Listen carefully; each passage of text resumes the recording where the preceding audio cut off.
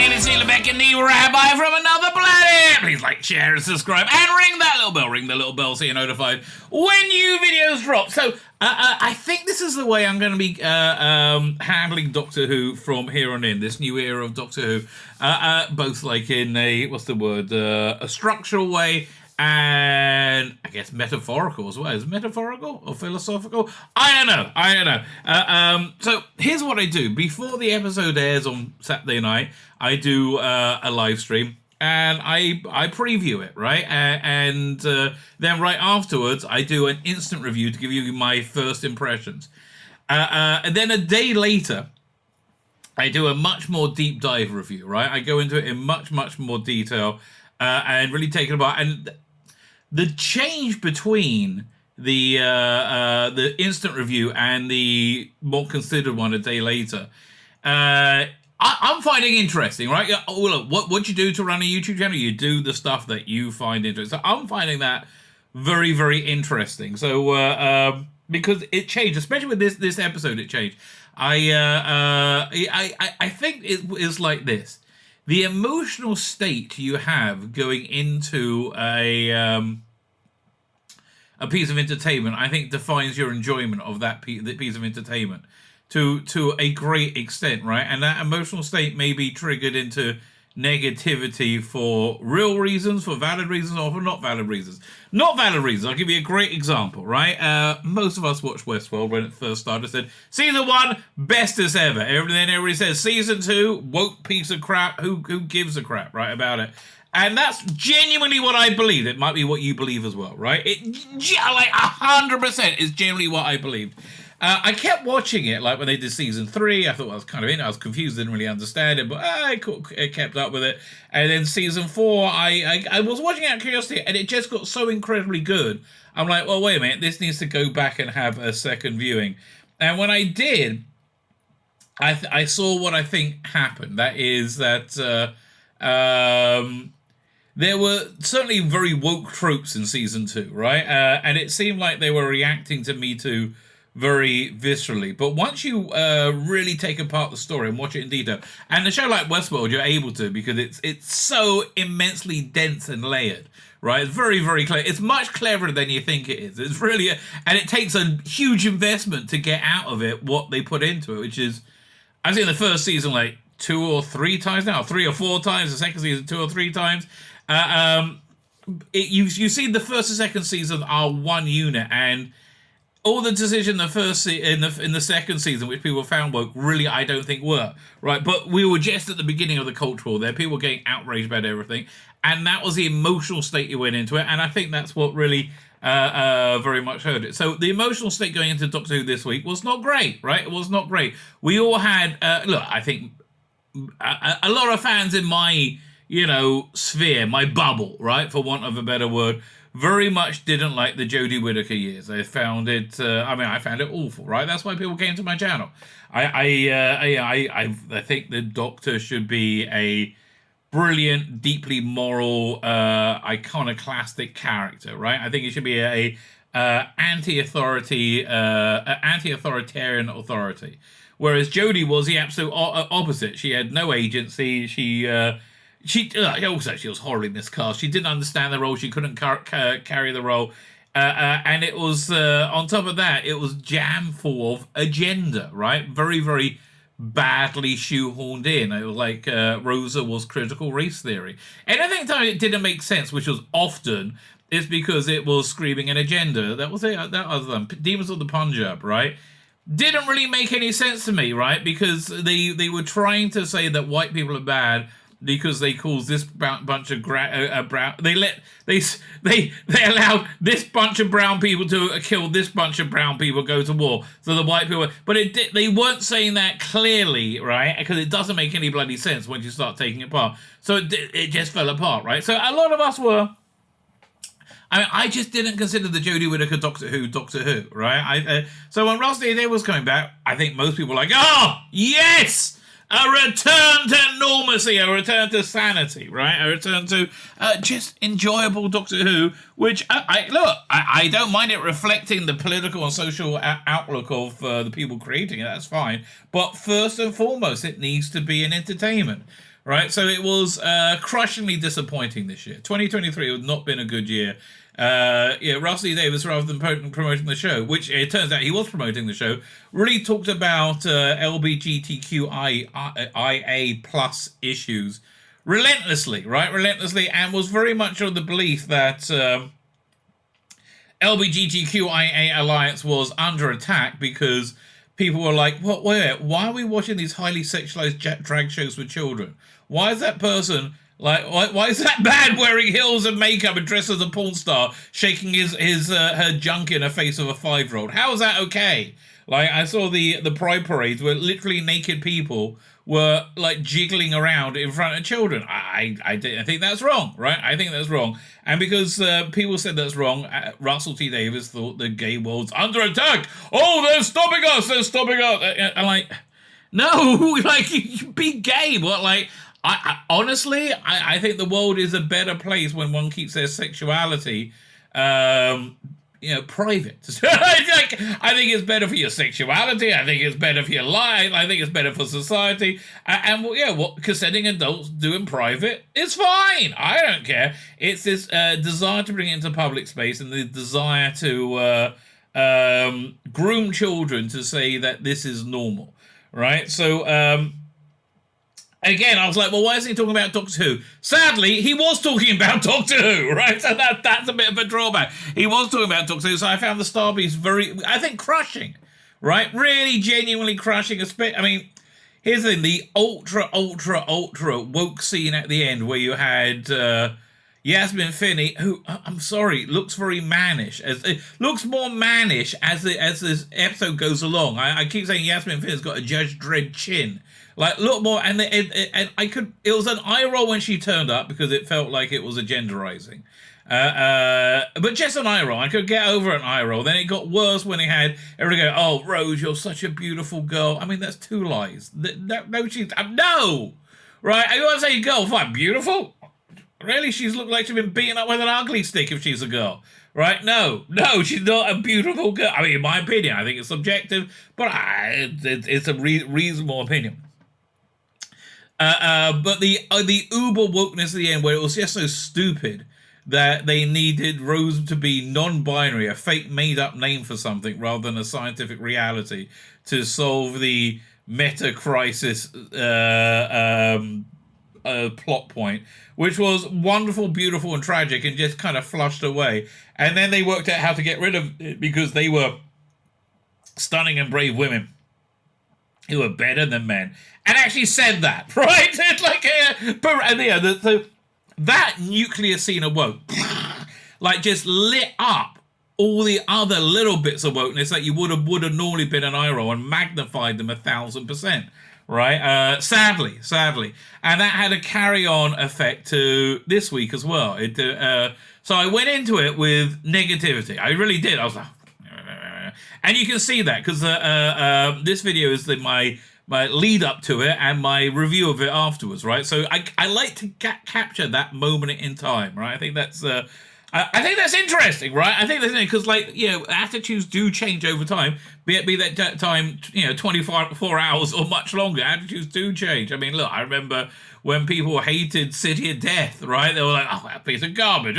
Now it's beloved, right? People hated Deadly Assassin. How they reinvent Gallifrey that way. Now people love it, right? It changes over time, but also changes over shorter amount of time. So my next day's review was more considered, and this is mainly Dan Hadley from Facebook's influence, because he absolutely loved it, right? He loved it. I was like, I don't understand at all. I really didn't. I was like, ugh. So I do a rewatch of it the next day. Why?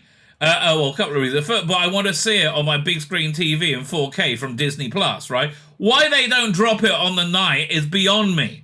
And Disney Plus, morons that they are. Anyway, and if you're able to overlook the very annoying stuff in it, the race swapping of Isaac Newton, which the race swapping wasn't the worst bit. That he was like, they portrayed Isaac Newton as a kind of like doofus millennial surfer dude, right? It was like it was more. It was more like Bill from Bill and Ted's Excellent Adventure than Isaac Newton. It had that kind of vibe to it. Plus, he wasn't white, right? I mean, it was so stupid. It hit you in the face, boom, right the way out. But if you're able to, factor that out, and then if then the vast majority of the episode is okay, right?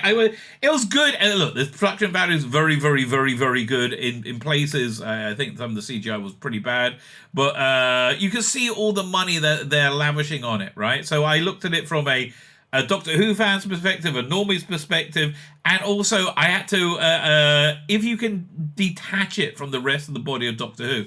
The example I used was the graphic novel Ground Zero, or like any of the Doctor Who comics, which is, pretty much in its own continuity, right? And the whole Eighth Doctor, Doctor Who magazine comics is in its own continuity with Ground Zero, and quite interesting for it, right? So now I need to view Doctor Who as one cohesive whole, and I can do that from 1963 to 2017 if I squint. It's like, it's a pieces, but there's not, there's mistakes, but there's not like outwardly smashing canon, which is what happens straight afterwards.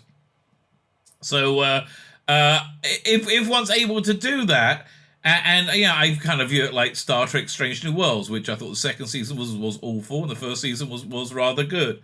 You're able to actually get to what the episode was, and it was, of the spooky dooky episodes of David Tennant, I think you got Midnight, you have Impossible Planet, Satan Pit, and you got Waters of Mars. And now you have this one, Wild Blue Yonder. This is the least of all of them. That's the thing. It wasn't good enough to do the work you needed to do to get to the actual story, right?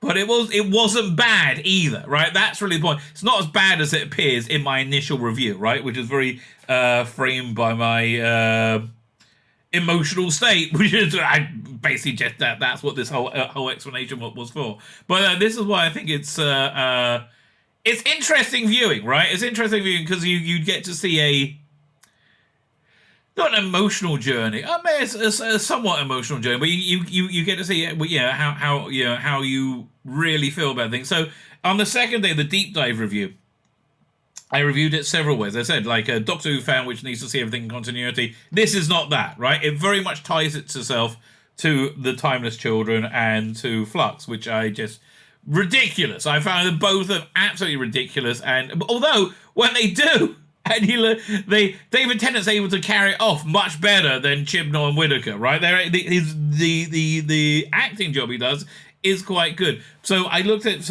as a Doctor Who fan, right? As a diehard Doctor Who fan, which I am, and then I looked at it as a Doctor Who fan who's able to compartmentalize and say this is this. I find this Doctor Who, this not. And then it was, okay. And then I looked at it as a normie, right? And a normie, they don't know from Timeless Children. They don't know from Flux or anything. So nobody watched it. And so it's just Doctor talking about his past. I think once you get past the initial race-swapping scene, which is very hard to do, I think a lot of normies turn off right there, like smacking you right in the face with it. You get like a reasonable, okay. The best episode of Doctor Who we've had since 2017, right? The best since Twice Upon a Time.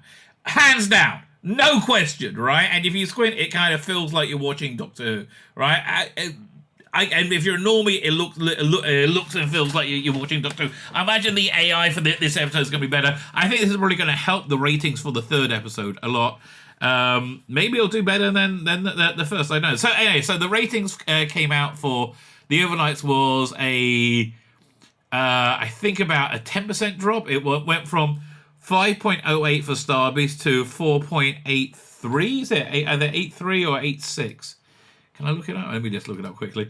For 4.83 for Wild Blue Yonder. We don't have the 7-day ratings out. It'll probably be out by the time this video airs.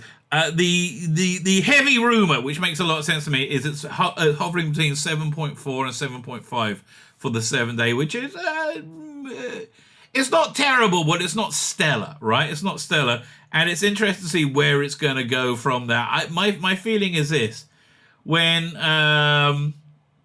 Shooty takes over, that's the other thing we have to talk about. When Shooty takes over, I think the ratings will probably fall off a cliff. I think by the time you're up to episode 6 of the first season, unless it's very good. If it's very good, it'll do well, right? That's really the bottom line. If it's not constantly screaming about sexual identity, it might be good, right? But I don't see the possibility of that. I think Shooty very much wants to play it like a gay doctor, right? And so yeah, you had like woke bits in this one where the doctor was said, "Oh, maybe I'm gay now," right? And stupid things like that. But like, I can see there's eye rolls for the normies.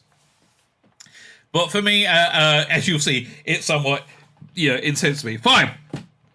So the only other addendum I want to add in is the Independent apparently has been publishing spoiler rumors for the finale, and this rumor's been going around for a long time that the Doctor's going to regenerate, right? He will regenerate into keep being David Tennant and also be Ncuti Gatwa, right? And that just seems like it's going to annoy everybody. Look, as I said all the way through, I don't understand how any of these things are going to work. I don't understand how the changing costume constantly for Ncuti Gatwa was going to work at all, right? I'm willing to see it, right? Sometimes they do, sometimes they don't. But again, is that going to go down? I don't know. We'll find out. We'll find out in a few days, like less than a week to find out. Other things I'm going to need answered for next week is we had the reason for the Isaac Newton scene. Now, I don't think the Isaac Newton scene was just put in to piss people off, to race swap him. I think it was like, even though it kind of breaks the flow of the story, if you just start after the titles, it goes seamlessly from Star Beast into that. It really breaks that flow of the story. So, but I think that's there because they renamed one of the stupid bits of it, very Jodie-like. They accidentally tell Isaac Newton the word gravity, which he doesn't hear properly, so he names gravity Mavity. And then throughout the rest of the episode, they're calling gravity Mavity, right? So they got to really answer: is it called Mavity now? Like how come time is in flux? How come what happened to the web of time? That seems to be gone now, right? What's going on with that? And why he regenerated? Why his clothes regenerated as well? I think both those answers need to come. Oh no! I mean, again, I'm not. I don't. This is so connected to Jodie Doctor Who. I don't consider this Doctor Who. This is its own, bubble in my mind. So I think those answers need to come. I think those answers will, mixed in with the bi-regeneration, will. I think it's going to build in some kind of plot armor to allow one to completely reset everything whenever they feel like resetting it, right? That I think that's going to happen. And that being the case, yes, it's much easier to separate this era out with the Jodie era, obnoxious though it is, right? Again, for me, Doctor Who ended in 2017. This is, I think, reality shattered or something when he regenerated into Jodie, apparently, which, again, schmuck that I was on board for. Okay, so that's a pretty good introduction. Man, I went for 20 minutes.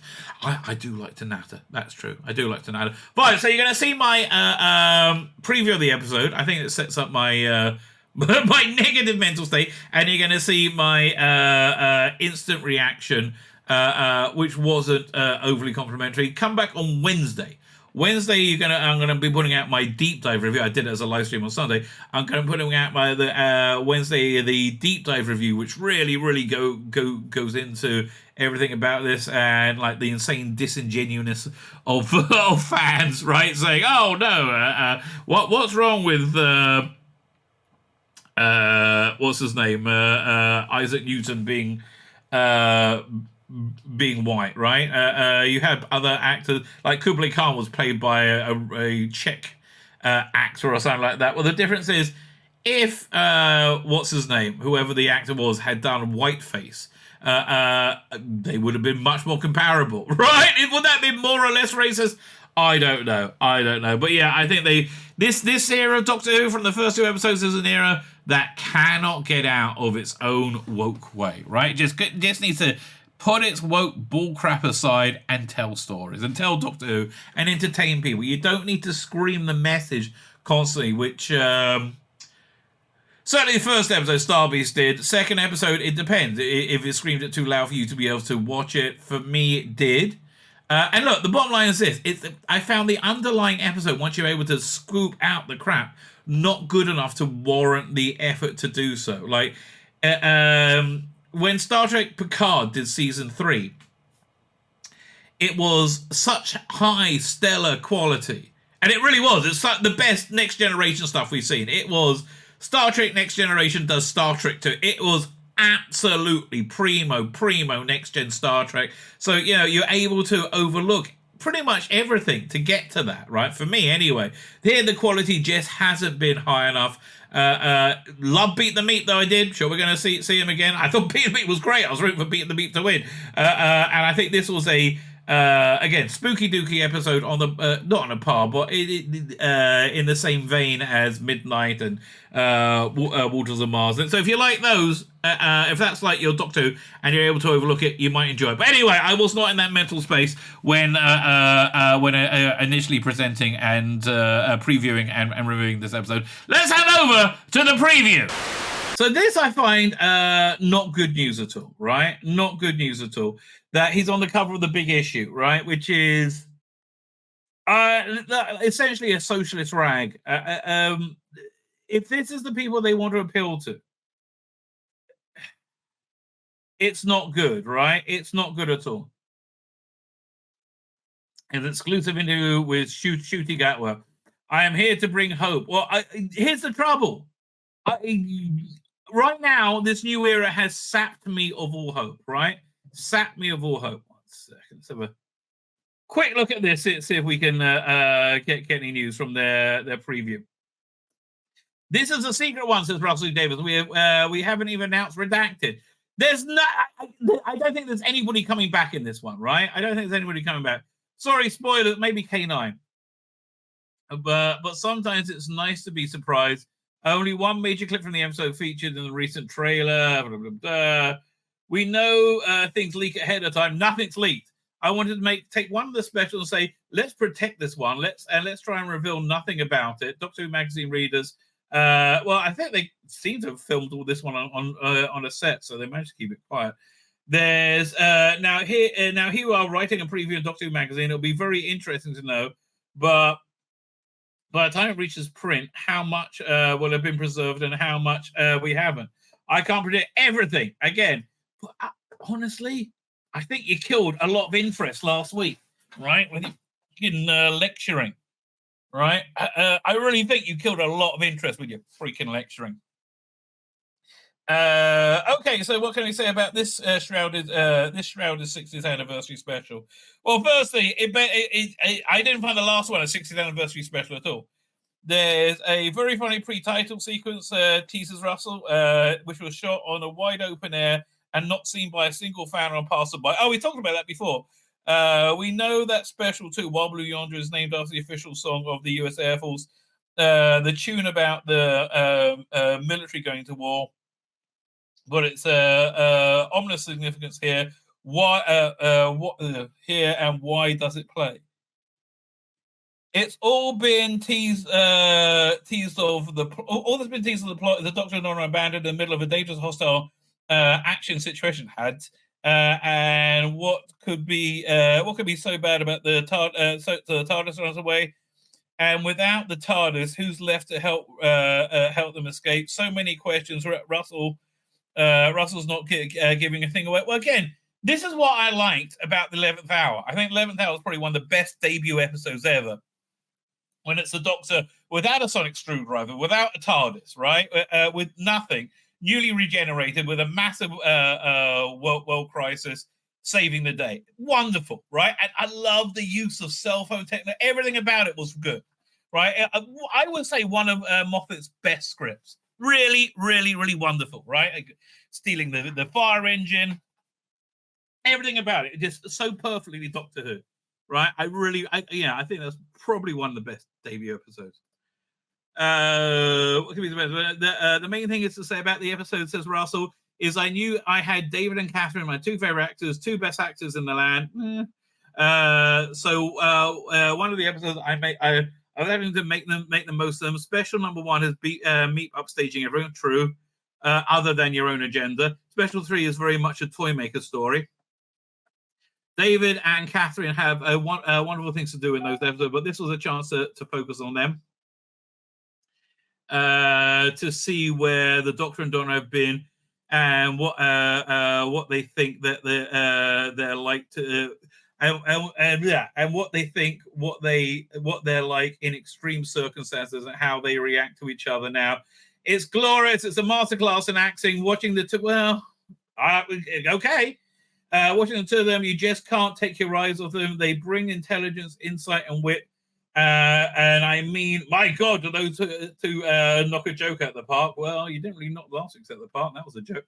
They're probably the best friends. That's a rare thing for actors. I don't think actors have to be best friends. Good actors look good no matter what. Blah blah blah blah. He's saying nothing, right? He's saying nothing. Acting's great because you get lazy. Blah blah blah blah blah. Wobbly Yonder pushes everything to the limit, including the budget. Yeah, I heard this one's huge, right? Coming back to Doctor Who, the danger of writing it, knowing how to make it in the old days. But honestly, I just find the new TARDIS a ridiculous waste of money.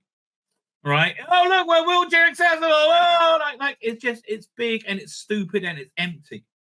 Right? It was exactly what Harry Amnett and the other guy dreamt up, right? It was exactly like, I thought there'll be some kind of weird CGI stuff going on in that massive empty space. No. It's really unimpressive. I'm sorry. Maybe it'll get better. Who knows? Fine. So saying that he's able to write for more money. Prosthetic CGI, blah, blah, blah. Fine.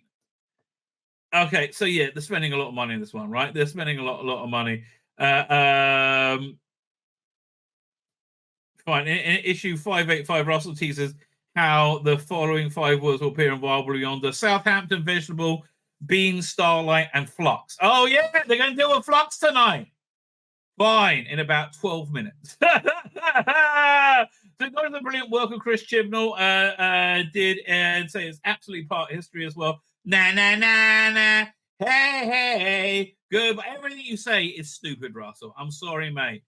I'm sorry. I don't give much hopes on this being any good, right? Bottom line, we'll find out very soon, right? We will find out very soon.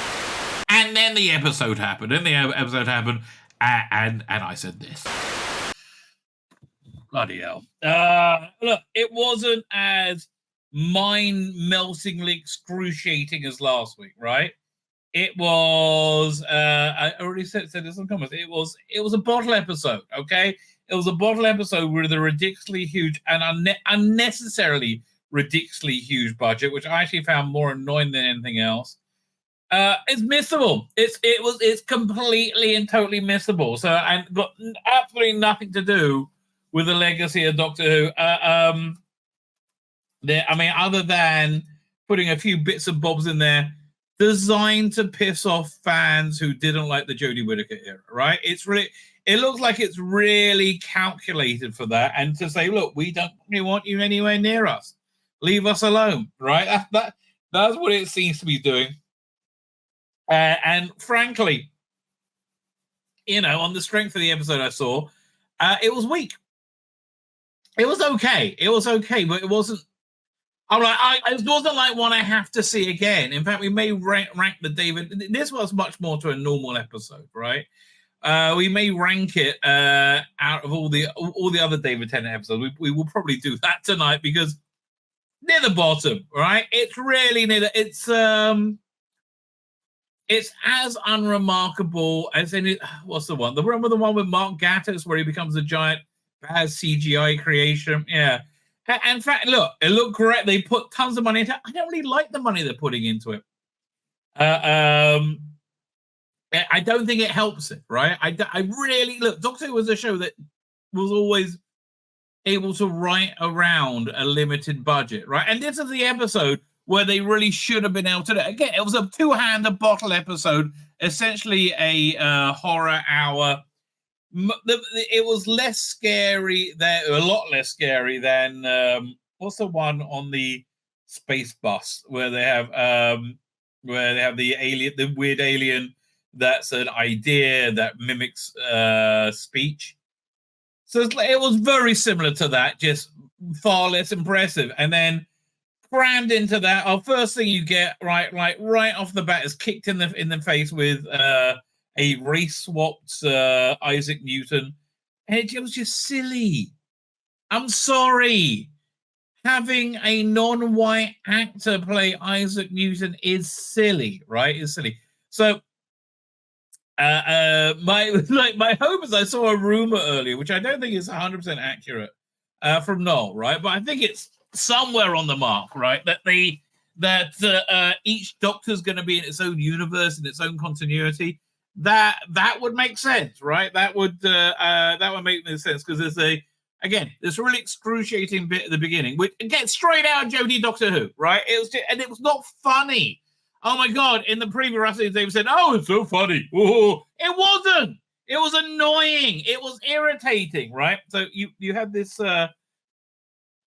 Isaac, So it opens up with Isaac Newton in 1666. I thought it was 1665 that he discovered. When I Wikipedia'd it. Because I look at Wikipedia. Was Isaac Newton not white? Maybe I'm wrong, right? Maybe and it was supposed to be 1665. The apple fell on his head, and he discovered gravity, or he thought up the idea of gravity, right? So the episode's open again, very much like a Jodie Whittaker episode of Doctor Who, which isn't charming. And honestly, this didn't feel like Doctor Who to me, because it really lacked charm, and there was a real huge scope to make this feel just like great Doctor Who, and I think they just totally missed it. This is my immediate reaction, right? This is absolutely my immediate reaction. So I haven't really my thoughts will be much more concretized tomorrow, right? But anyway, so you open up. Isaac Newton goes out to sit under the tree. He's black now. Okay, well, whatever. Or non-white, whatever. Whatever. Okay, half Indian. And the TARDIS spins out of it and then crashes in the tree. I'm kind of getting sick of this TARDIS moving around in space. It's it was cool in the Christmas Invasion. When we first saw it, it was cool. Now it just kind of irritates me, as most of this new Doctor Who does, right? I really hope they're going to find a way of separating this Disney Who, from the rest of Doctor Who, right? I mean, look, for me it's separate, but for me, Doctor Who ends with Capaldi, and it only sticks with Capaldi because of his excellent performance, right? And I like season 10, right? I think season 10 was the strongest season. So the TARDIS falls in his head, and he's like, gravity, right? And on top of the tree is the TARDIS that just crashed into it. And Donna and the Doctor look out, and they're like, it's very Jodie dialogue. Oh, sorry. Oh, we just bumped into it out of nowhere. We're trying to track, what year is it? And he goes 1666. I'm sure it's 1665. Right? Okay. Well, 1666. And he's like, wait a minute. Okay, so fine. They land in a year close to when Isaac Newton discovered gravity, apparently, in a tree, in an apple tree, and they just assume they've landed on top of Isaac Newton, right? And so then you get this kind of I found somewhat excruciating dialogue where Donna, Catherine Tate, was like, well, you can, we know you, Mr. Newton, can appreciate don't say it, Donna, we know you can appreciate the gravity of the situation. Right? And then they leave, and he mishears it, trying to remember what the word was. What was that delightful word, he says. And he goes, mavity. Mavity. Then later in the episode, towards the end, they talk about gravity, but they say mavity instead. So is reality altered now that we don't have gravity in the Doctor Universe? We now have mavity. That seemed to be what it said, and that seems to be the kind of bollocks that you get out this new era of Doctor Who, right? By the way, my prediction over here was completely wrong. Where is it? Doink. I did not see that coming. Nothing happened. Right? It was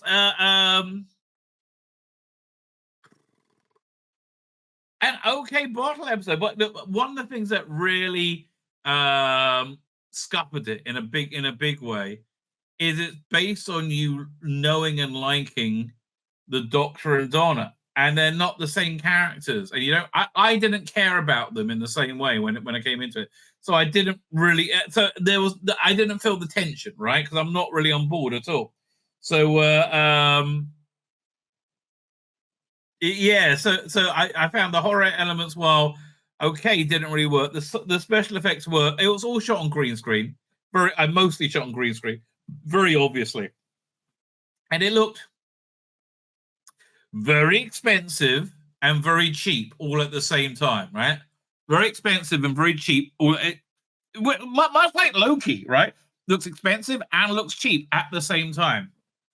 I wonder if they were using the that new swanky Disney 3D studio set thing. Turns out not. I was watching the Doctor Who Unleashed. Another great example. I used to love watching Doctor Who Confidential, right? I was so in there with Doctor Who Confidential. And I couldn't care less about fucking Doctor Who Unleashed. Irritating fluff. I am so glad I didn't pre-order these on Blu-ray. I'm so glad. I'm so glad I didn't pre-order the Daleks. I'm so glad I didn't pre-order this, because look, it's been excruciatingly. The first ever was excruciating, kick you in the balls, woke garbage with you know, like with fun frothy elements, but reasonably dumb. And this one was a two-hander, and not the best one we've seen at all. So it's all about the TARDIS, and because Donna spilled coffee in the console, and I just think that's so stupid. I mean, really, there's no.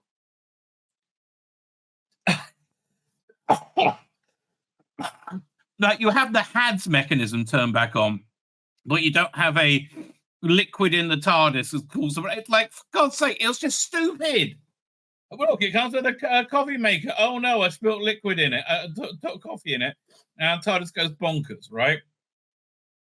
Yeah, it's so you had one like excruciatingly nut-wrenchingly awful episode, and then you have one, I would say, reasonably irritatingly woke in the beginning. Like it wasn't the first scene when you saw it, he came in kicking you in the teeth with their wokeness, right? It's like what was the qualities of this actor when he said, yes, this guy needs to play Isaac Newton. This guy is the perfect representation of Isaac Newton. Like, what? No, he was clearly cast because he wasn't white, right? That's clearly. I mean, man, Rusty Davis and who was it? The casting director. What's that guy's name again? Hang on. Andy Pryor, right? Andy Pryor. They just must sit around smelling their own farts. Go, oh, how marvelous! We're so clever. Oh, yes, we are. And so that kicked you in the teeth going in. And then we got into, like, again, this essential bottle episode with a ridiculous amount of money spent on it. Like, ridiculous. This could have been done. This would have actually been better shot on sets similar to Invisible Enemy, right? Or Ark in Space, right? Maybe make the space scenes outside the windows look better, but it would have actually been better on that. It had a mystery going through it, and I would say, well, very well realized, very, very generic monsters. And again, that episode, what's the name of that episode? Another Doctor Who episode, guy. Because I think we will be ranking this amongst the other David Tennant episodes. Doctor Who episode guy. I mean, because I do love that episode. It was a poor cousin as well to like sound like Gridlock. It just wasn't very good. Right, bottom line, it just wasn't very good. I don't know what to tell you. What's the name of that bloody episode? The Donna one. No, what's that on the wrong season? Midnight, right? Midnight. It was a it was very, very similar to Midnight, and not really that great for it in my estimation. It was like Gridlock was better, right? Gridlock was totally better. Fine. So we'll get into the episode in more detail. Let's go through the chat. See who's it. Man, big audience. A lot of people are here. Paul Townsend here. He said that was possibly 55 minutes ever of Doctor Who. Exactly. It was like it's so missable, right? Like I would say the Five Doctors is unmissable Doctor Who, right? I would say Dare the Doctor is unmissable Doctor Who. I would say the Three Doctors is unmissable Doctor Who. I liked the Big Finish 60th anniversary thing. I thought that was excellent. Even though Once and Future, right? I thought that was fun. That was a celebration of the series. This isn't. This is 3 bottle episodes with, again, next week they're going to spend another huge ton of money on it. With no, and like, yeah, there weren't any surprise characters in this because there wasn't anybody in it, right? There really wasn't any. It was Tennant and Catherine Tate. And it was okay, but again, very, very similar to Midnight. Fine, let's get to the chat. Where was that to? Better watch your back. It's a gay doctor. Yes, we're going to get into that. He does mention how he would love to have sex with Isaac Newton. Non-white Isaac Newton. I'm sure you would, Doctor. And they confirmed the Timeless Child and Flux, right? Half the universe still. It was actually three quarters of the universe was destroyed in the Flux. Well, and apparently they committed genocide on the Daleks and the Cybermen, and who else was there in the Flux? They all killed. I can't remember. Right? I mean, that's how much of a non-entity all of it was. So, and those lines were just completely worthless. There's no. They didn't add anything to it other than to say to fans who don't think chicks with dicks are in fact women they don't want you around, right? They so viscerally don't want you around, and you're gonna get your desire, mate. Right? You are gonna get your heart's desire. I'm intrigued to see what the ratings are for tomorrow. The ratings don't reflect the quality of an episode. The ratings reflect how people feel about the property, essentially. I think last week, well, we'll have to see, but I do think last week is going to give them a real hit in terms of ratings. I think they're going to struggle to get over 4, right? That would be a 20% drop would be very normal, right? It would be very normal. If it's more than 20%, they're really in trouble. In terms of catch up, they're probably last week they're going to get up to between 7.5 and 8.5, I think. But I have no idea. We should find out tomorrow. That was Paul Taylor. Obsidian Curse is here. How you doing, Obsidian Curse? So Isaac Newton is now back. The Doctor's gay, and worst of all, the Timeless Children still happen. Yeah, apart from that hat trick of crap, it was a great episode. No, it wasn't. Apart from that hat trick of crap, it was also a mediocre episode. Right? I would say, let's say you strip out the annoying elements from this episode and you strip out the annoying elements from last episode. Last week was better, right? But there's just too many annoying elements. Mark McCambridge is here. How you doing, Mark McCambridge? Paul Taylor is here. Pish, I can't disagree with you. I said, you're right. Disaster area says quite accurately, less woke but boring. It was. Yeah, it really was quite. It hinged on your love of the characters, and it hinged on your love of the characters and Tennant and Tate's performance, which was okay, but like completely missable, right? That my if my 2-word review, completely missable. Where are we up to? Dr. Alex is here. Now you want to hear real Doctor Who? I haven't heard it yet. Part 2 of season 14 is out. Here, let me see if I can give you a wrench. Let me see if I hang on. Let me see if I can find you on. Oh, you got a wrench. Oh, so you can put a link in yourself to season 14. Please do that, Dr. Alex. But the word ever, I didn't see it, was Manning was Manning season 14. I think that probably was that. Okay. Who else we got here? Paul Taylor, Paul Tozer, hello, both of you. Mark McCambridge liked it. Maybe I just found it a bit fresher after the last 3 seasons of Woke, but I guess having this crap taste in television, I know, I'm just going. I'll tell you exactly what it is, right? I'll tell you exactly, what you're feeling. I think anyway. It's the Israel-Hamas war is a good allegory for it, right? We got back, 50, 60 hostages. There's another 140, 160 left, which, I don't know, are they still alive? My guess is the ceasefire ended because they didn't have any more hostages to give back because they're dead or lost. They have no idea where they freaking are, right? They and also a bunch of just average people from Gaza. When they heard what was happening, they went out and kidnapped a bunch of people as well, right? So there's about 40 of those people. They have no idea where they are, right? They have no idea if they're alive or they're... So that's probably what. So we got 40, 60 hostages back. And so the world's going to say, well, listen, give it a rest. Whoa, you should be happy. It's only, what was it, 12, 1,400 people murdered and 140 people lost. Yeah, relax. And what about all the missiles you get from Gaza all the time? Oh, you just have your bomb shelters and your iron domes. Hey, yeah, fine. No, okay. You want a ceasefire, right? You want the carnage in Gaza and stuff. Which I think, look, even my son who's on the front line, killing Hamas terrorists all the time. I don't have any skill, but I'm quite impressed, right? Because he's a person of very good character, right? But he, you want us, but even he was like, yeah, everyone's like, well, we don't want to kill children. Nobody wants to do that, right?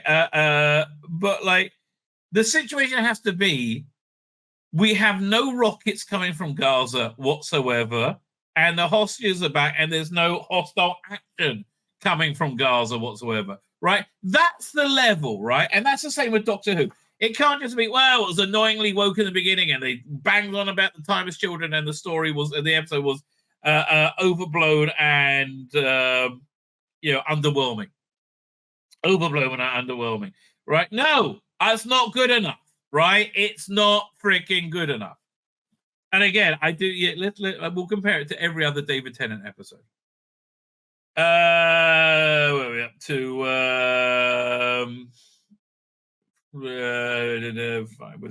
But Rob McCorder's here. Thanks for that, Rabbi. Well, I do like to keep you updated, baby. I did not see that coming. Donna should say, what? Nothing. Yeah. It really was. Again, it was so much nothing, right? Does it think it could get under 4 million? I think it's very possible it could get under 4 million. Very, very possible, right? Might get through people are sick and tired of the woke, and they are walking away. And it's not us, the fans. It's the normies, right? It's the normies that they're not connecting with, right? They're just not. Lynn Hotbay is here. I was really put off by the ridiculous messing at the beginning, but I like the conversation at the end. Well, it was nice seeing Wilf at the end. It was anything about the episode that rang through this episode. Yes, I agree with you, right? Although, again, if you're talking about the bit inside the TARDIS at the end, I don't like the new TARDIS. It's it's like everything about this new era. Ridiculously expensive for zero effect, right? It doesn't do much for me. It's stupid how big the TARDIS and how boring it is. That's the other. It's boring. The TARDIS is boring. And the TARDIS is whizzing around and crashing and think. Obsidian Curse says they won't call a terrorist, but they will call white black. That is true. That's right. For God's sake, it was just so stupid. Lee Singer's here said that was fucking awful on multiple levels. I do think it was fucking awful on multiple levels. It was okay on some levels, but not on multiple levels. RTD is a new chibnall. Yeah, that won't mind for us. We'll get anyone. Real Super Doctor is here. Real Super Doctor says, this is bad on so many levels. The only best bit was Wilf at the end. Yeah, and even he would look like, didn't have long left to go on the earth, and he turned out he didn't. And as I just reported, over 6 million for 7 days of Starbucks. Really? Oh, let me see if I can find it. That's Doctor Who ratings accumulator. Is it? Am I spelling correct? Here we go. This is the best site to check with. Well, it's not over there yet. So, oh, that'd be wonderful. Because that means Jane Tranter was lying through her bloody teeth. All right, 6 million. That would be wonderful. I don't know if that's true though, but that would be wonderful.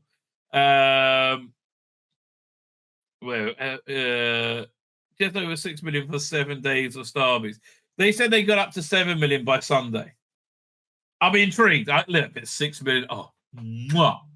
Nim, nim, nim, nim, nim, nim, nim, nim, nim, nim. Oh, it's like catnip to me. Don't make me hope. Don't make me hope, right? If you could send me a link to that site, that'd be awesome, right? Send it to me on Twitter, X, or whatever, Twitter or Facebook, right? Send me either of those ways. DJ Guru Nandak says, is it Nanak? Do we actually want to enjoy the show? Of course we want. Did you ever go back and look at my channel, right? Go back and look at how excited I've been for the past year. And that excitement has been readily worn down by Rusty Davis screaming his bonkers worldview at us. Like, ooh, we can't have LGBT without the T. Oh, no, they can't cut off the T. That's, well, really? I think many gay people will say, yeah, we can, right? I think it was pretty good. It wasn't what we expected, but as a standalone episode, it was unique. It wasn't unique. The central idea was, again, very similar to Midnight, with just a ton of money dumped onto it, and I just don't think that money is going to be around in abundance. I don't know if Disney Plus is even going to make it. Will Disney Plus be on by season 15? Will it be radically changed? I don't know. I mean, it looks like the Disney board are going to get sued by their investors, right? And Nelson Peltz, who is against all this woke garbage, is going to take over. Their only hope is that Doctor Who is too small to be noses. However, it's doing very well on Disney Plus. You know, and the Valley of the Blind, the one-eyed man is king. Look, I'm glad you liked it. I'm not. And here's the other thing. DJ Nanak, I'm not saying you're wrong. I'm giving you my opinion, right? That's basically what I do here. And people come in because they agree with it or they disagree with it, right? Or they think I'm partially right or whatever, right? It's okay we don't agree. But look, for me, this new era is a dud, right? Dud. Where are we up to? Fine, go through the chat. Fly Highland, oh my days, was that it? Yes! Yeah, was that it? Yes, that's exactly it. Was that it?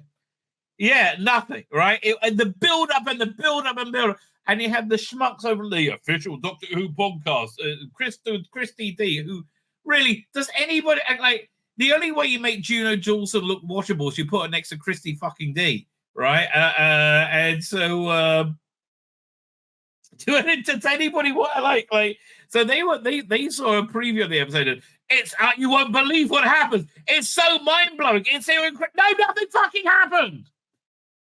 Why bring David Tennant back for 3 episodes to save the show and have them be filler that affirm the entire, because they're fucking morons, right? Because they're fucking morons. Dr. Alex is back to work on season 14. Thank you. We need a bit of real Doctor Who. Because it didn't feel like Doctor Who to me, right? It felt, even though it should have done, it missed all the charm. It had no charm to it. And that just maybe because I don't like the main characters anymore, right? Because they're obnoxious. Like that beginning bit where they fly into Newton and then and then tell him the name of gravity. Like, what on earth happened to being careful of the laws of time? It's just stupid. Paul Taylor, I think, quite accurately says it was aimed at Russell T Davis, eager bumhole. Yes, it was. Yes, it was. Goes, my only hope is the toy maker wipes all this away. Seems like the Doctor using salt summer the toy maker summer. Yeah, exactly. That was my guess as well. So he fucked up again. So this idea of the Doctor constantly fucking up continues. Grill of the Flightless is here. Putting aside the decision to cast Isaac Newton as half injured, I thought the story was very boring. I don't feel the the buzz that you used to feel for the Doctor. That's exactly where I am. Right, that's exactly where I am. Is that sort of race switching patronizing and racist? I think so. It's tokenism, right? It's saying that poor black people, you don't have any famous scientists. You could have one of ours. I know. Here, you don't want a scientist? Take the Little Mermaid. It's all for you, baby. It's all for you. I mean, that's the thing. While they believe they're being supremely moral, they're being supremely immoral, right? There we go. Fine.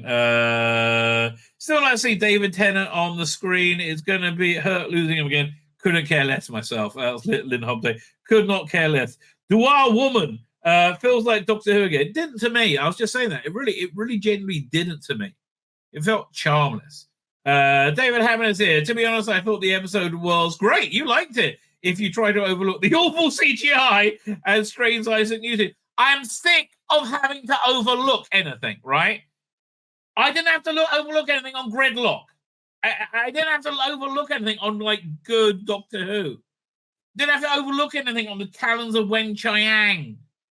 I was just taken in by the story and carried through, right?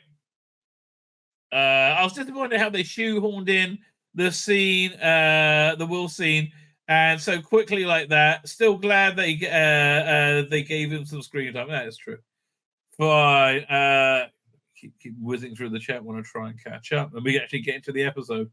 Who else we got here? Darren M is here. How you doing, Darren M? Who else? Got an answer. That's okay. If they want me to watch, I don't think I'll even miss it. There's nothing to miss with this. That's really true. There is nothing to miss with this. I am so fine not seeing. Like, in hindsight, I am fine not seeing it. Right? I am really genuinely fine with not seeing it. Gary Bryant is here. Too long for an hour. Yeah, kinda. Just dragged, right? It dragged a lot of time. Bobby D75 is here. You have to give the Black Guinevere. You had a Black Guinevere in Merlin, but Guinevere is a mythical character. I'm more open to that. Like, I don't know, like, I one of my favorite versions of Hamlet is Ethan Hawke, and it's set in present day. I think that's brilliant and inventive because it wasn't done with agenda. Archibald Larry says the Davros sketch was rather unfunny too. I know, and it's so screamingly obvious. They think they're freaking hilarious, right? And they're not. Yeah, okay, they're not. Holton says whitewashing. I guess so. I thought the idea behind the ship self-destruct and the pilot's intention was dark and well done, but the performance in the CGI didn't work for me. Yes, that call was good, right? I like they had a good mystery, right, going through it, and I like they had. Look, I think the monsters were unoriginal but good, right? Black Albert Einstein next. So again. And they will, of course, talk about wanting to fuck Black Isaac Einstein, Albert Einstein, not Isaac Einstein. Cyber Leader Andy is doing Cyber Leader Andy. God, I'm so glad I've not watched a minute of this guy. You haven't missed anything. And that's the take home, right? You have missed absolutely nothing if you haven't watched tonight. I'll do a full deep dive on it tomorrow with screen grabs. But you genuinely, I want to, you missed nothing. Sadly, the BBC say the CGIs are supposed to be bad or some crap like that, probably. Who knows? Sapphire still it ain't, says Gary Bryant. You are correct there. You are definitely correct there. Was Isaac Newton actually played by an Indian in this? Yes. It was played by one of the many gay people from It's a Sin. I'm just glad it wasn't the Daleks or the Time Lord Cybermen again. I kind of like those, but I'm the only one that's a dual woman.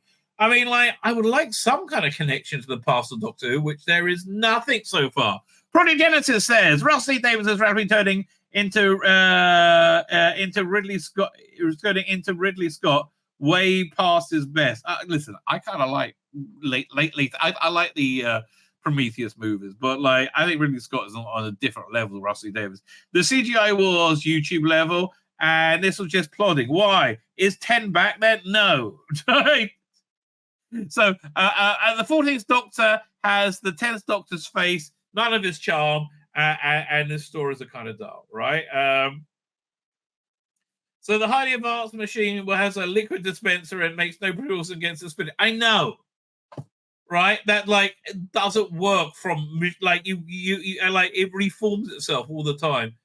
We'll get into that when we get into the episode. Ambrose here. So when the BBC and Doctor Who are gonna cast me as Nelson Mandela as Malcolm X? Yeah, let's have a white Nelson Mandela. Are you? We just want the best person for the job. Okay, fine. Get Ben Kingsley in as Nelson Mandela. Yeah. What? Oh no, that'd be inappropriate. Cultural appropriation. What other bullshit word you're going to use? Like John the White is here. John the White. If you missed the night's episode, you didn't miss anything. Let me tell you, Short E is here. It was like Russell Davis trying to write like Moffat. I think it was more trying to write like a combination of, I will say, 1 part Moffat, 2 parts Chibnall, right? That's how I describe it. Didn't you know everyone's really coloured and old history books sprayed by previous generations? Yeah, I guess. Yeah, that was the beginning of the end, right? That's when Capaldi said stupid line. Colin says, sorry, I don't even remember the Celestial Time Angle. So unless they use him in a way completely retcon all this woke crap, I don't see the point. I get the feeling they are, right? I get the feeling David Tennant is going to regenerate, right? Or they're going to do some kind of weird thing with the regeneration. We now have 2/3 of specials here, John the White. Do you feel 60 years of the show have been celebrated? Not in the slightest, right? Not in the slightest. Because they haven't been, right? They just haven't been. It's I mean, like, unless you hate Doctor Who, of course. Samir is here, and he says maybe normal people didn't care that trans people exist. Maybe normal people don't care that trans people exist. It's not a question of trans people existing. Although normal people, when you say normal people, are you talking about the vast majority of people? Because the vast majority of people feel that trans people are mentally ill people that exist, right? That's the vast. Virtually nobody believes somebody with a penis is a woman. We're polite. People are very, very polite, and they don't want to upset anyone. They don't want to rock the boat. They don't want to get like why get in someone's face for no reason. But the vast majority of people do not believe if you have a penis, you are a woman. If you have a period, that you are a man, right? That's what the vast majority of normal people believe, which is why the vast majority of normal people have turned off this garbage, right? I've turned off the BBC, all right? Have to, in general, because this is part of the BBC and Disney's editorial policy. So it's not, oh no, trans people exist. It's that you are indulging in a delusion, and you're encouraging children to indulge in I would say a fundamentally dangerous illusion that will destroy their lives. That's why most people are but look, I'm fine if you want to be trans, right? I don't care. I am not, but I feel it's a kink, and you're welcome to your kink. And I don't know if it's a kink, but I don't know if it's a legitimate sexual identity either. But most parents are not happy to have their children pumped through with life-destroying propaganda.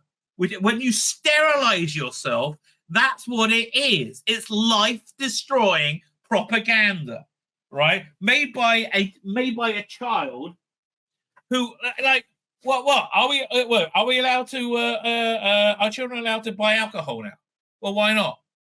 Well, but they're allowed to cut their cock and balls off, but they're not allowed to buy alcohol. That just seems to me you're full of shit. Which is why the vast majority of people, normal people, are married and have parents. Oh no, in same relationship and are parents, and they're not upset that trans people exist. That is such a weak straw man argument, Samir. It is such an incredibly empty, weak, and all it does, it makes you design the person who's asking you questions that you can't answer, so you can view them as a bigot, right? And the only reason you're doing that is because you can't answer these basic bloody questions, right? You can't answer what goes on with female spaces.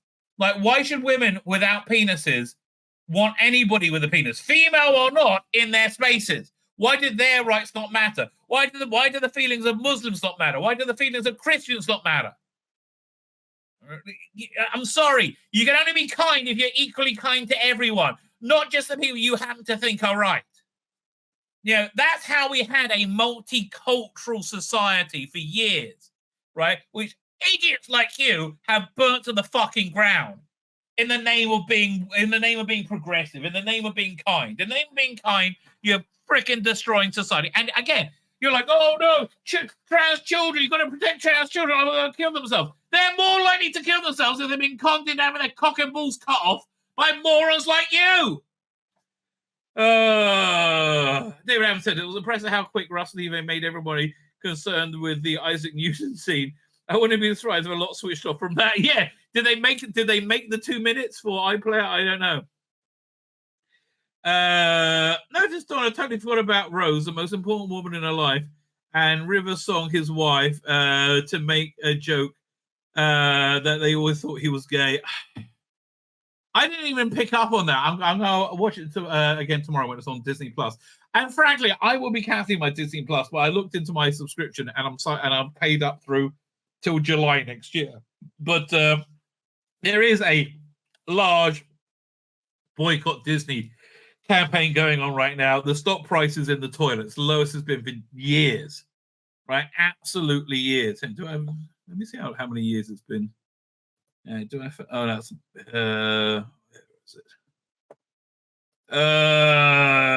it? It's over here, I think. Yeah, I'm really intrigued to see the ratings tomorrow.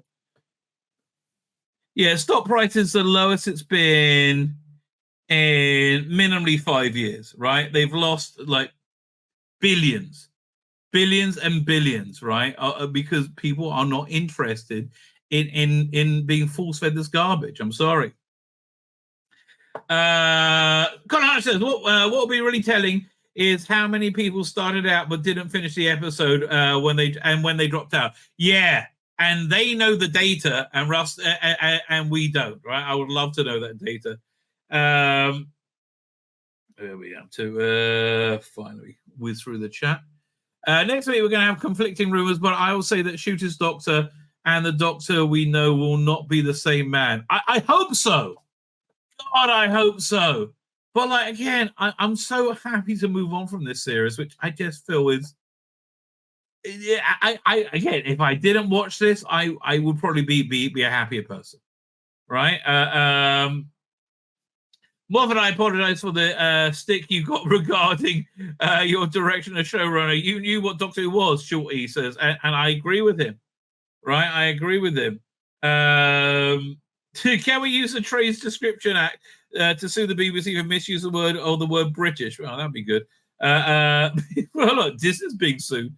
All this race swapping crap is because George swallowed his fentanyl and the cops didn't take him to hospital. Had they done the right thing, all this wouldn't be happening.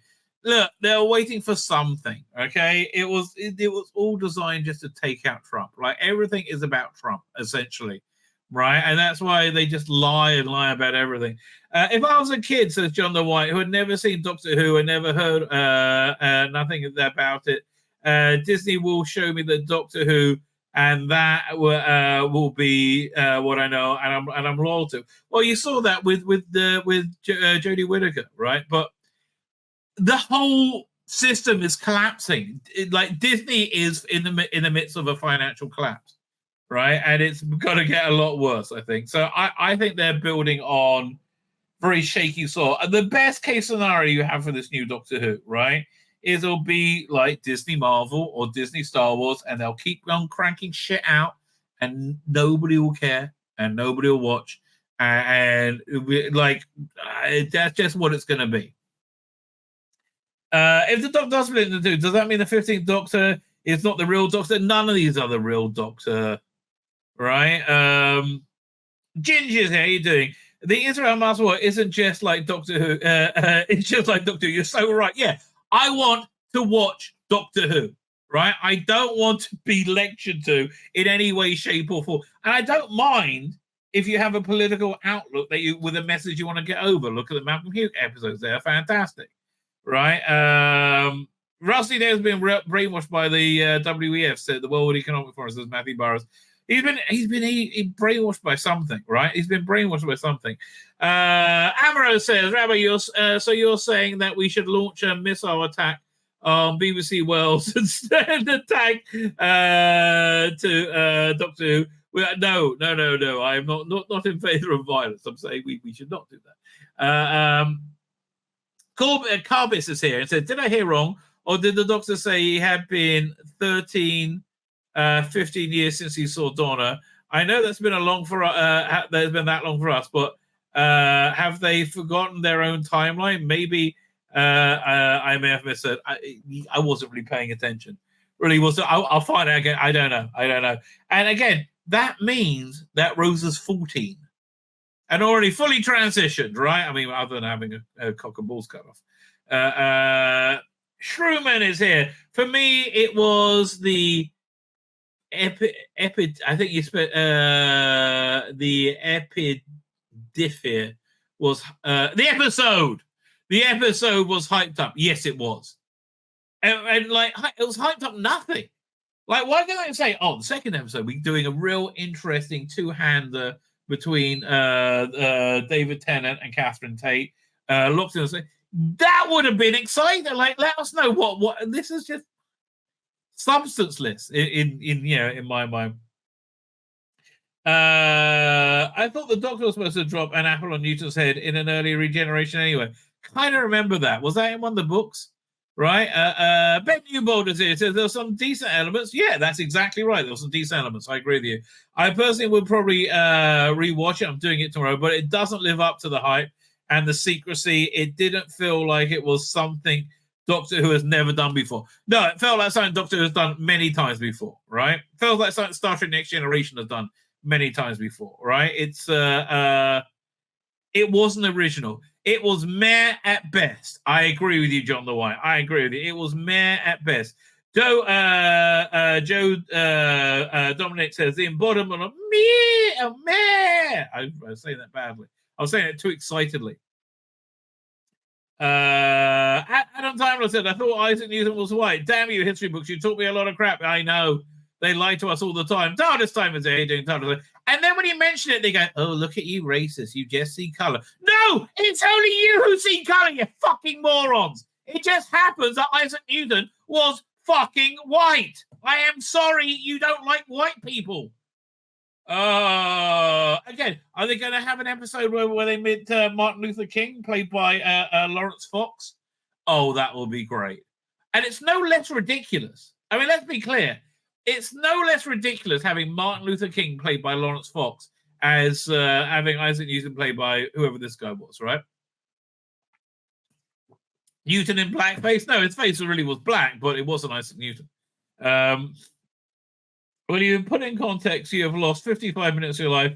That is what you missed. Well, I also lost Doctor Who, right? I mean, like, I am so focusing on I'm not even that interested in like 2005 17 stuff right now anymore either.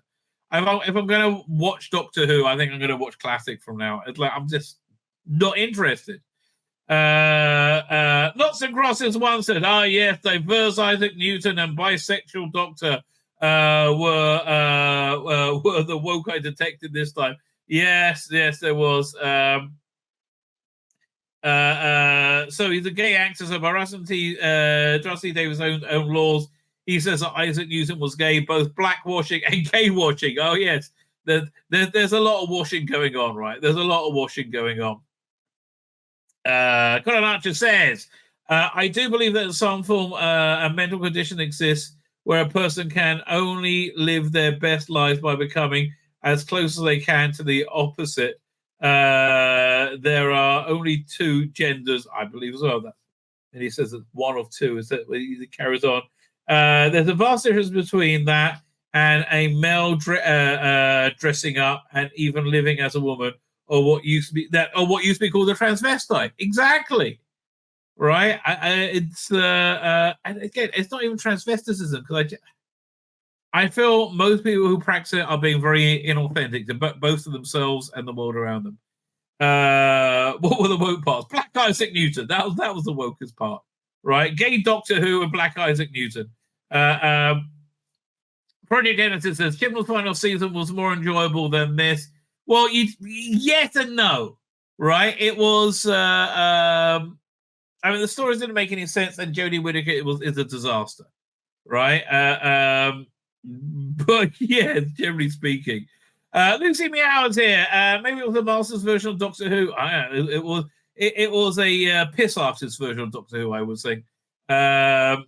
Yeah, we're up to Fat Zombie is here doing Fat Zombie. Hello, welcome to the party. Well, welcome to you, Fat Zombie. Diaz Inamon is here. I hate how woke they've made the show. I missed the critical era.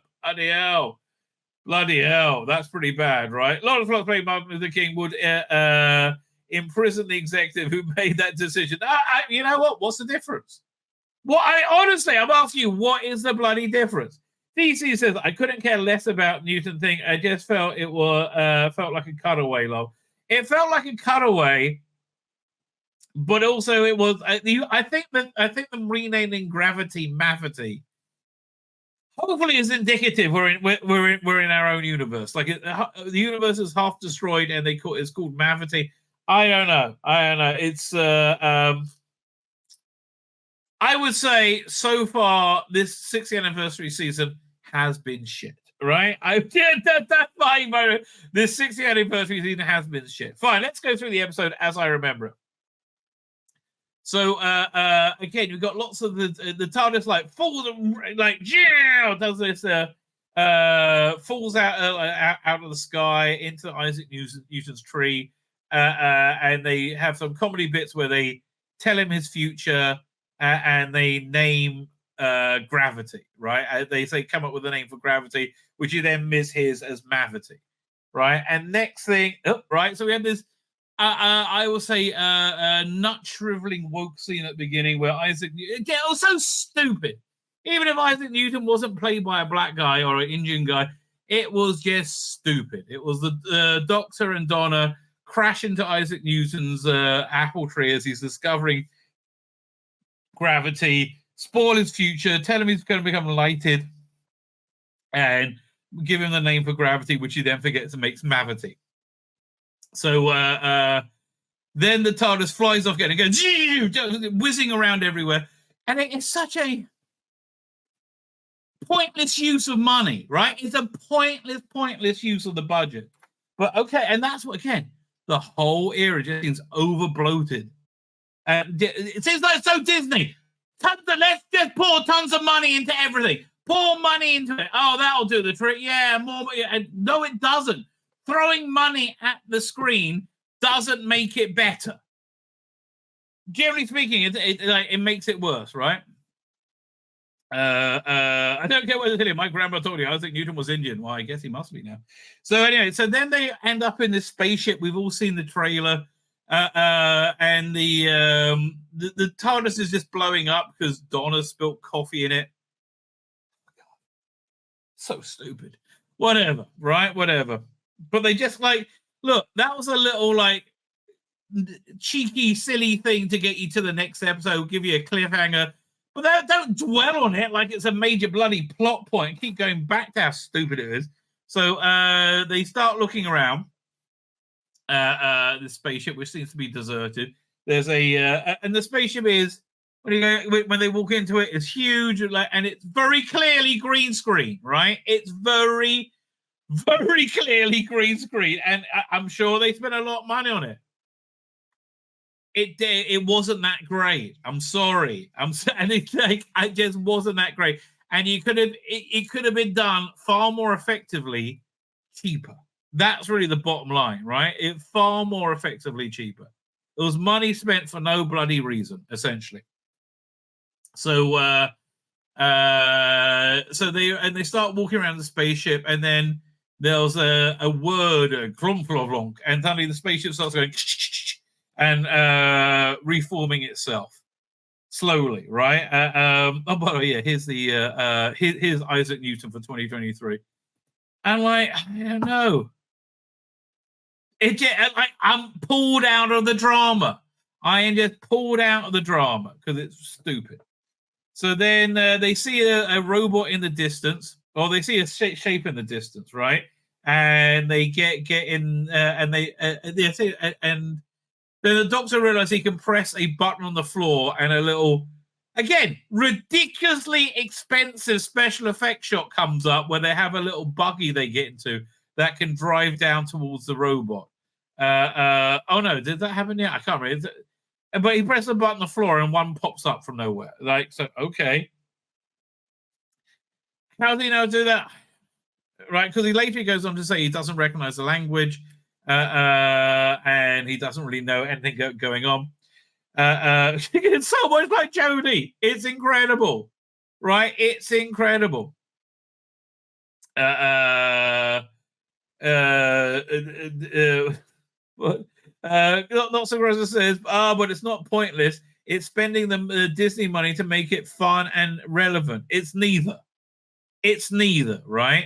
So then they go back, and the TARDIS is still blowing up, and the Doctor looks inside. The cloister bell is clanging away. Again, she just spilled coffee. Whatever. Okay, whatever. Fine. I mean, surely another way the TARDIS could do to like protect itself, to fix itself, will be just switch to another desktop theme. You know, like we'll pull up the secondary control room, or we'll pull up, you know, the Matt Smith TARDIS or the Capaldi TARDIS.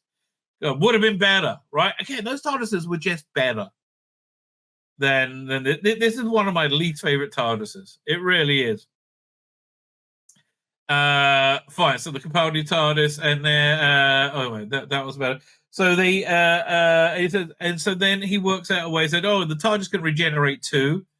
And again, this is so stupid because when you see the TARDIS again, it's exactly the same. I'm like, they didn't build that huge, massive set for like what 3 minutes on air.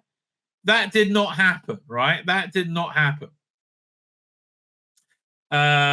So David Tennant uses a screwdriver to take the lock out of the TARDIS, and then puts his new sonic screwdriver in to nudge the regeneration to start it happening to fix itself.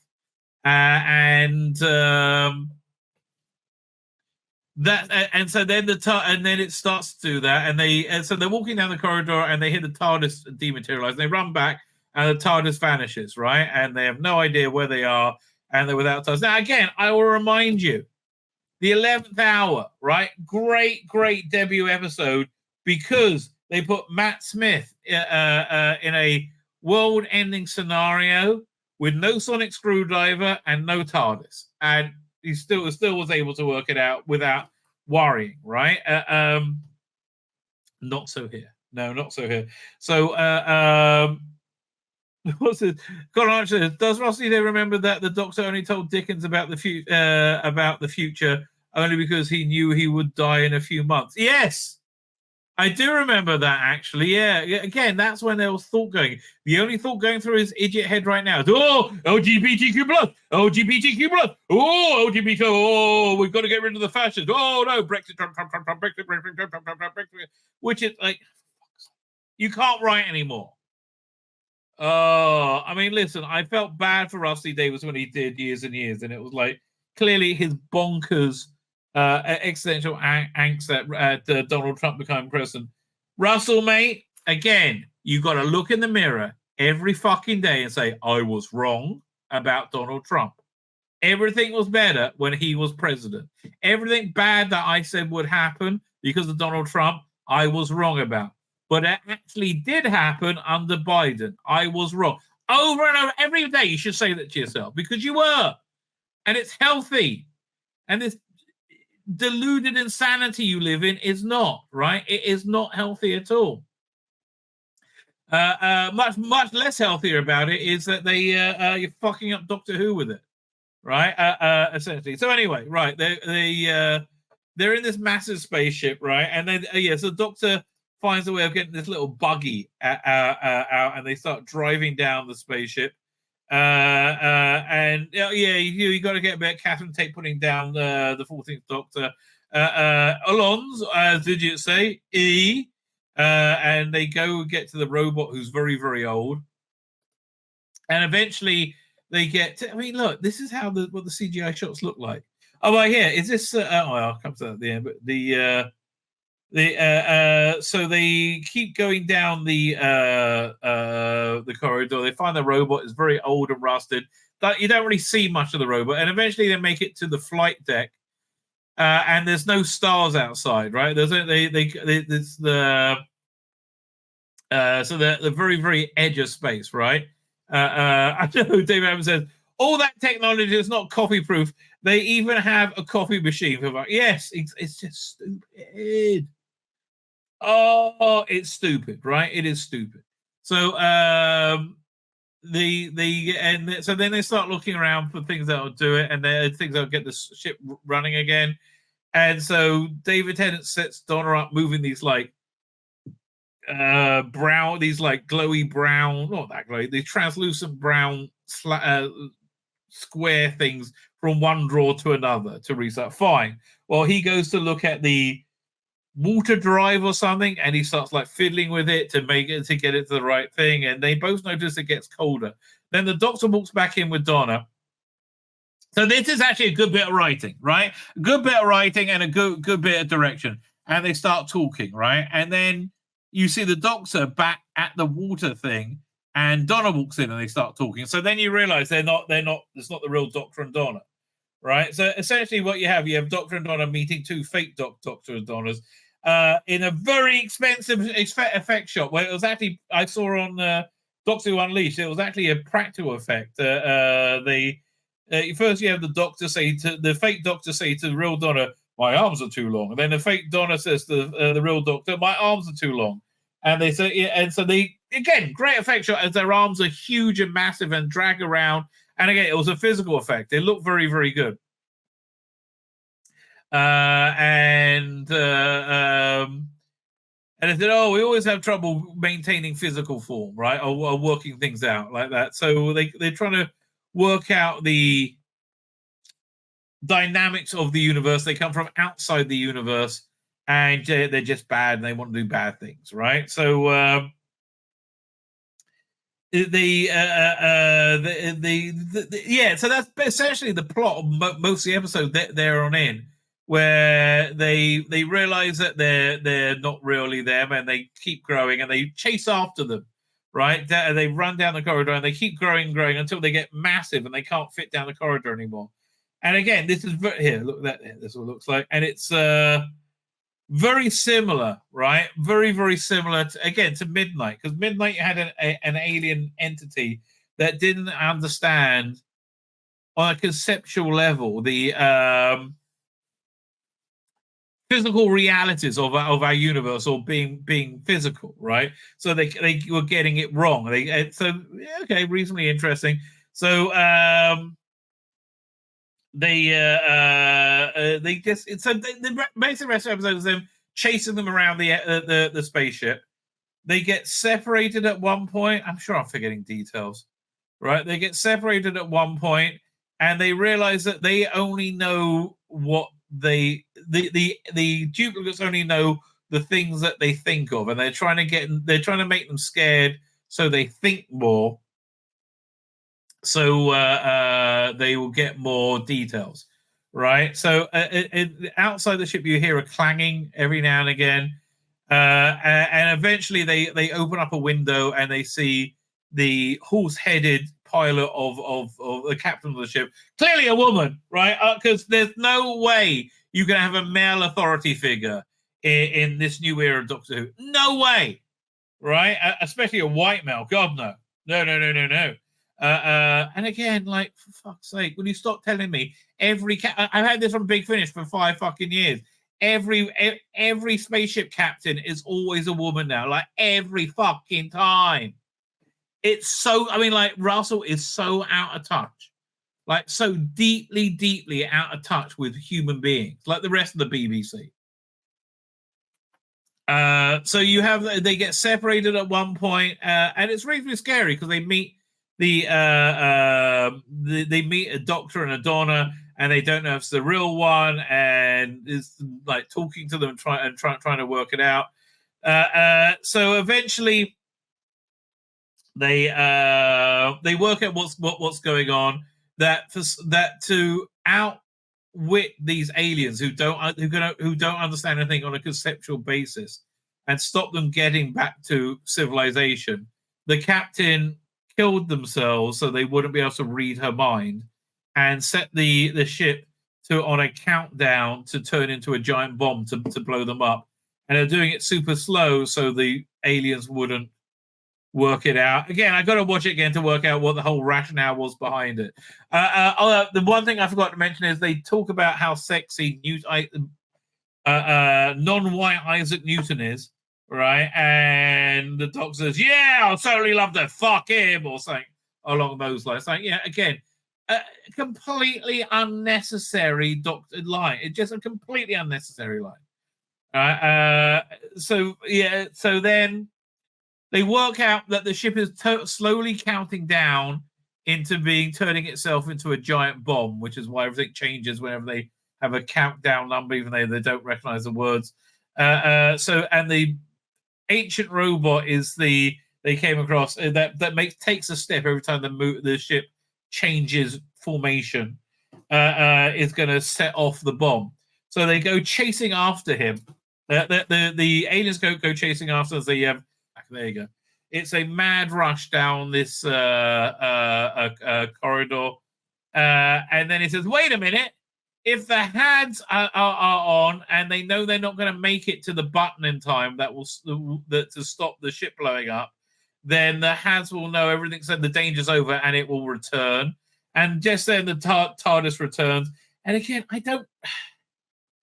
So it turns like this giant, and I don't know why it's called the Wild Blue Yonder. Again, I'll find out for you tomorrow. I really don't know. I forgot. And all through the middle of this, you had the Doctor talk about the flux, saying, "Oh, and it caused half the universe to be destroyed." Thanks. And he says, "I'm from Gallifrey," and the fake Donna says, who's read his mind, said, "No, you're not. You're from. You don't know where you're from." Again, it's a TARDIS child bullshit, right? And it's again, like, why? Like, what did you add in other than to say fuck off to your most loyal potential viewers, right? That's really the only thing you added in. This group of narcissistic, mentally ill people who have globbed onto Doctor Who over the last few years, those aren't your fan base. They're sick people. Look, most of us that interact with them online, they're fucking insane. They're called toxic fandom for a fucking reason, right? So, which is the only ones they're pandering to, right? Because, again, Rusty Davis is completely fucking bonkers. Critical Poison, he says, "Fake doctor talking to artificial doctor." Yes, pretty much so. Fine. So eventually he's like, "Oh, wait a minute, the HADs, right? Now the HADs have realized that the danger's over because again, this is kind of stupid. It doesn't make sense. The HADs took the TARDIS away because there was hostile action around, right, with these two alien entities, right? Sugar internet, says Darren Debbie. Sugar, indeed. The Rebels internet and modem ain't modern. That's trouble is it is. It's like brand new. I don't know. Anyway, so the HADs send the TARDIS away, and then they have this adventure with these evil aliens that duplicate them. and they go chasing after them. And as they're running down they're trying to get they speed up the countdown, so they won't be so hopefully they won't be able to get to the bomb blowing up button before they get there. So they spend about 2-3 minutes, maybe 5 minutes running down the corridor, and suddenly David Tennant says, "Wait a minute! The TARDIS is a time machine. It will know if they won't be able to make it to the non-blowing up thing, and it will just turn up then, right? Because they're counting down to the ship blowing up, which they're on and they're trapped on. So the TARDIS shows up like this, very evangelical, and again, I'm bored with this shit already, right? I'm like, show me I like the TARDIS being the TARDIS. Like this stuff. This is flashy and annoying and doesn't really do much for me. So the Doctor TARDIS shows up. The Doctor goes back in. It's rebooted to be exactly the same. Exactly the same. There's still the huge, white, barren, empty, reasonably boring and overly expensive TARDIS that we saw last week. Like the whole, why is it always rebooting? Why is it always one cruddy browser Rabbi says not so process too. You're not wrong, mate. You're not wrong. So and then there's he's trying to work out which Donna is which. And he takes the wrong Donna, right? He takes the wrong Donna, and you don't realize it. So Kathleen Tate's there and the ship starts blowing up, and she's in the distance, blowing up, coming towards her, and you're like, oh, are they going to kill Kathleen Tate off? That'd be kind of ballsy. That will actually justify the hype because it actually does something, right? No. The Doctor scans the other Donna, sees her one arm is 0.8%, 0.8% something too long or something like that, and they kick them out, and they gets the real Donna back, and they arrive back at Camden Town where they were originally, and Will's waiting outside for them, right? Will's waiting outside, so obviously some time's gone by. So like a day or so has gone by, and I said, "Oh, Doctor, I hope you." It's lovely to see Bird and Cribbs, by the way. "Oh, Doctor, I'm so glad you're here. The world's gone crazy, and everyone's fighting each other." And this is the end of the episode, right? It was a bomb episode with just a truckload of money dumped into it to no real effect, right? So Colin Archer says, hold on, making it very slow and giving them more time to work out. Well, that's the thing. They couldn't work. The aliens' consciousness were based on having other corporeal beings to imprint on and to copy. So they didn't even understand they were super duper alien, right? They couldn't understand the concept of any concepts of our physical universe without being able to model it on somebody else. There's a bit where there's a fake Doctor meets a real Donna, and he's trying to convince him he's the real Doctor. And what he does, he takes his tie off, right, and he throws it on the floor. Says, "Okay, so next time you see me, if I'm wearing a tie, I'm the fake Doctor, right?" And then about a minute or so later, because you see, you know he's the fake Doctor because you see the Doctor having a conversation with fake Donna. And so Gody goes back to her. Donna says, "Where's your tie?" She says, "I took it off." I said, "Yeah, but you threw it down there. It's gone." He said, "Oh, they things still exist even when you remove them, right?" He has no conception of, again, very 7 to Midnight, done very well, right, in that way. But Robert Cross said, "Killed on my interest." I didn't have any interest going into this one, right? I'll watch next week. I'm going to keep on watching them. But for me, this is not Doctor Who, right? Will it be successful? They'll probably redefine what success is. It's what Disney normally does. Like, well, they in the introduction said we had 5 million people watch it last week. Like, they were impressed with that. That wasn't a good outing. right? That was not a good outing. 5 million on the overnight was not a good outing at all, right? And so somebody reporting it's like the 7 day is 6 million. I don't know.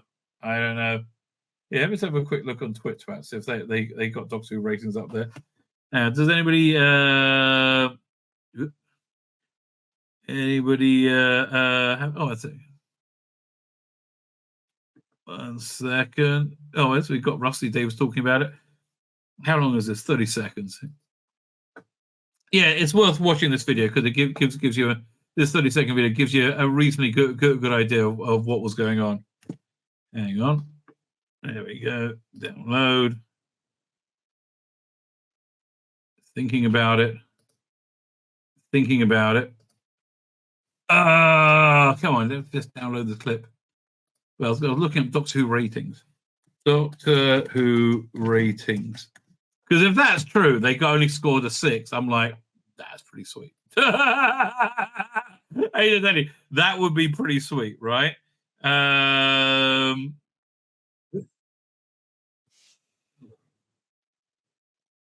Save video as. I will watch that in a second. Fine. I'm just looking up, seeing if there's any new news about the ratings. Not seeing anything, right? Not seeing anything new.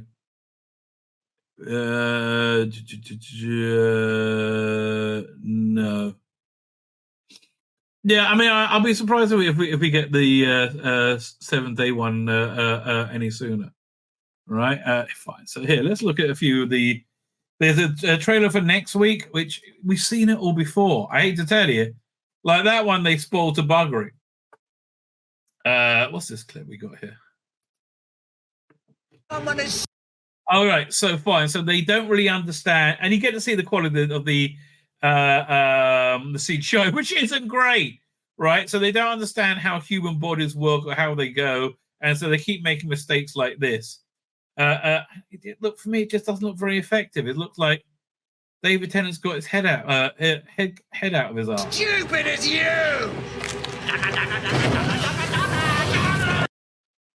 Yeah, money badly spent in trying to be scary, and I don't think it was. Let's see what Rusty Davis has to say. Oh, marvelous! You just see quickly how the TARDIS whizzes into things. Woo! I'm sick of this. Okay, this is just we have money to spend. We're spending money. The second story is a story designed to push them as far as they can go. It's unlike not just any episode of Doctor Who, it's unlike any episode. That's not true. That's not. We've had many bottle episodes before with psychological television. Auntie Iris, Mummy and Dad. Wait. What did she say? It's unlike not just any episode of Doctor Who, it's unlike any episode of television. No, you've had plenty of shit TV before, right? With mediocre CGI, with executives saying it's the bestest thing ever. That's nothing new at all. Auntie Iris, Mummy and Daddy. When I first read the script for this one, I was struck by how creepy it was. I think it's drama at its best. You just have two characters. Just two characters. Well, it would be if you hadn't kept injecting all your like hateful bullshit all throughout the entirety of it. Trapped, trying to find a way out. Yeah, if you just concentrated on that actually would have been quite good. And you could have sold it on that and not spoiled it, and it would have been fine. But no. Oh, no, TARDIS children. Oh, Black Isaac Newton. Oh. I'm just... I have no interest.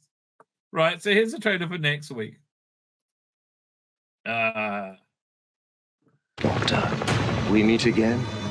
The Time Lord and the Toymaker. One final game. So it does look like he's going to regenerate. It's time.